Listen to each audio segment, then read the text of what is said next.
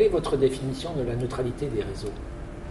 Pour nous, la neutralité des réseaux, c'est une non-discrimination sur les réseaux entre contenus, services et applications en fonction de leur source.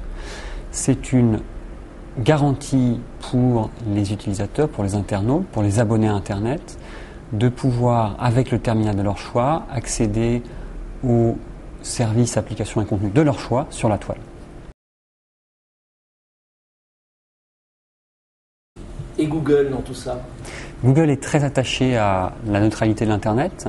Ce modèle ouvert de l'Internet est dans l'ADN de Google. Rappelons que la vocation de Google, c'est de donner accès à un maximum d'informations à un maximum de personnes.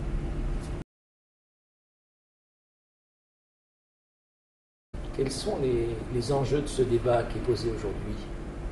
Le principal enjeu, c'est de maintenir et prolonger le modèle ouvert de l'Internet. Pourquoi est-ce qu'on parle de modèle ouvert ? Parce que sur l'Internet, en s'équipant d'un accès à haut débit, on peut proposer contenu, services et applications aux 1,5 milliards d'internautes. Et ce modèle ouvert qui a permis beaucoup de success stories sur l'Internet, a commencé par Google. Il y a un peu plus de 10 ans, 2 étudiants de Stanford développaient un algorithme de recherche et proposaient un service de moteur de recherche en s'équipant d'un accès à haut débit et de quelques ordinateurs qui faisaient office de serveur. Mais l'enjeu, c'est pas uniquement un enjeu pour l'économie numérique, pour les acteurs de l'Internet, pour les fournisseurs de contenu d'applications et pour les internautes, mais également pour le succès des réseaux eux-mêmes.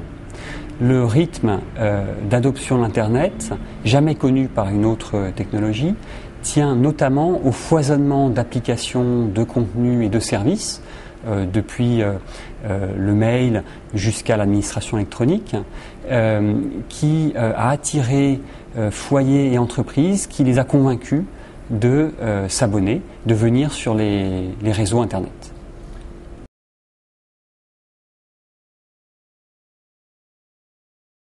Dans ce débat, qu'est-ce que vous attendez des pouvoirs publics ?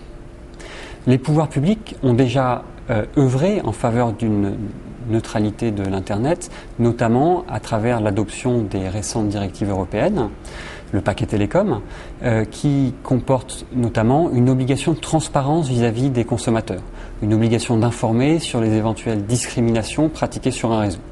En France, les pouvoirs publics, et en particulier l'ARCEP, sur les 10 dernières années, ont réussi à mettre en place un environnement très concurrentiel sur le haut débit fixe. Rappelons-nous qu'en 2006, l'OCDE a classé une offre française, l'offre Triple Play de Free, comme la plus compétitive au monde. Et cette intensité concurrentielle, elle est évidemment très importante pour maintenir une neutralité de l'Internet. Ce qu'on peut aujourd'hui attendre des pouvoirs publics, c'est de consacrer ce principe de non-discrimination sur les réseaux entre contenus, services et applications en fonction de leurs sources.